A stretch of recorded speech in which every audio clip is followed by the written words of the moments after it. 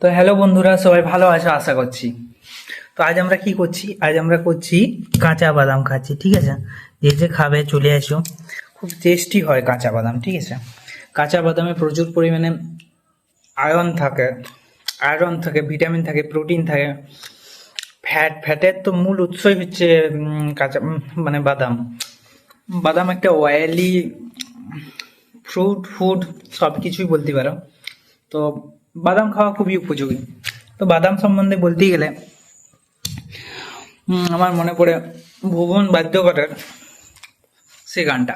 সে যে বীরভূমের ব্যক্তিটি, তার নাম ছিল ভুবন বাদ্যকর। ঠিক আছে, প্রচুর ফেমাস হয়েছিল দুবরাজপুরের ভুবন বাদ্যকর কাঁচা বাদাম গানটিতে। তার তৈরি মানে সে বাদাম বিক্রয় করতো ওই গানটা গাই গাই। পায়ের দুড়া হাতের ওয়ালা থাকে যদি সিটি গোল্ডের চেন, তোমরা দিয়ে যাবেন তাতে সমান সমান তোমরা বাদাম পাবেন। বাদাম বাদাম দাদা কাঁচা বাদাম, আমার কাছে নেই তো বুবু ভাজা বাদাম, আমার কাছে পাবেন শুধু কাঁচা বাদাম। সত্যি সেই ব্যক্তির এই গানটি এখন বর্তমানে সেলিব্রিটিরা সেটিকে চুরি করে নিয়েছে। চুরি করাই হলো, কারণ সে তার গানের জন্য পয়সা পায়নি। সে তার গানের জন্য দুয়ারে দুয়ারে ভটকেছে, কিন্তু তাকে সেই তার গানের শেয়ার দেওয়া হয়নি। যারা তার কাছে এইভাবে গানটি নিয়েছিল তাদেরকে অনুরোধ করছি যেমন সেই ব্যক্তিকে তার গানটি ফেরত দেওয়া হয়। এমনকি সে যদি পরবর্তীকালে এই গানটি বিভিন্ন জায়গায় গায় বা সমাজ মাধ্যমে গায়, যেমন তাতে কপিরাইট স্ট্রাইক না দেওয়া হয়, কারণ এটি তারই গান। ঠিক আছে, এটি আপনাদের গান নয়।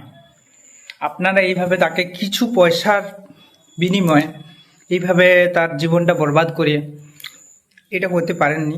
তার জন্মের তপস্যা সাধনা বলতে পারো ওই গানটি গিয়ে তার জীবিকা নির্বাহ করে।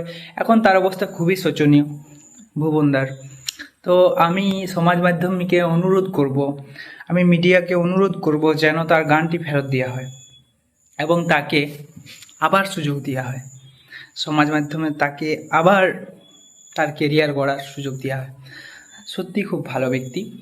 তো অতএব আপনারা তার গানটি অযথা ব্যবহার করবেন না, যার গান তাকে ফেরত দিয়ে দিন।